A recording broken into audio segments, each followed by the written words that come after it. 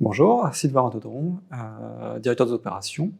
J'ai rejoint Cocolabs en novembre 2021. Mes missions sont très variées, elles vont du très décisionnel du très opérationnel, aussi bien sur l'avant-vente, le financier, les projets mêmes, l'accompagnement des collaborateurs évidemment. C'est un peu un rôle de chef d'orchestre, avec des choses qui changent au quotidien, avec une vraie prise dans la vie de l'entreprise, une vraie contribution à sa croissance. Notre stack technique se repose essentiellement sur du PHP Symfony, déployé sur du cloud AWS. On cherche à faire une cohérence sur cette base technique-là. Pourquoi ?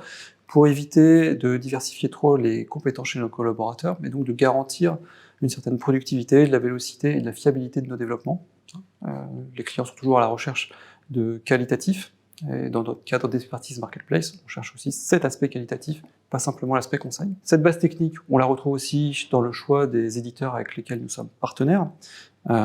Ces éditeurs sont Seagon, Spryker et Origami, qui eux aussi sont sur base PHP Symfony. Chez Cocolabs, nos challenges sont très liés à la polyvalence. Quand un développeur rentre chez nous, il ne va pas faire que du développement. Ça va être certes son cœur d'activité, mais il va aussi falloir déborder un petit peu du cadre sur du DevOps, sur certaines autres activités, y compris peut-être de l'infrastructure. Puis il y a aussi l'envie d'apprendre qui doit se retrouver au quotidien.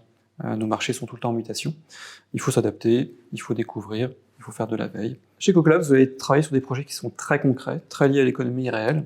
Notre cœur d'expertise initiale, ce sont les marketplaces de services. Les projets sur lesquels vous allez travailler sont liés au cœur de business de nos clients. Ce sont des projets à enjeu. D'un point de vue technique, vous allez forcément progresser. Les enjeux, là aussi, sont assez variés, avec l'axe progression sur les tendances aussi du marché liées à l'IA, liées au no-code, qu'on intègre petit à petit dans nos plateformes. Puis enfin, on est une entreprise à taille humaine, donc forcément, il y a une certaine proximité. Et même si nos perspectives de croissance vont nous amener à intégrer plus de collaborateurs, c'est quelque chose qu'on cherche à garder dans notre ADN.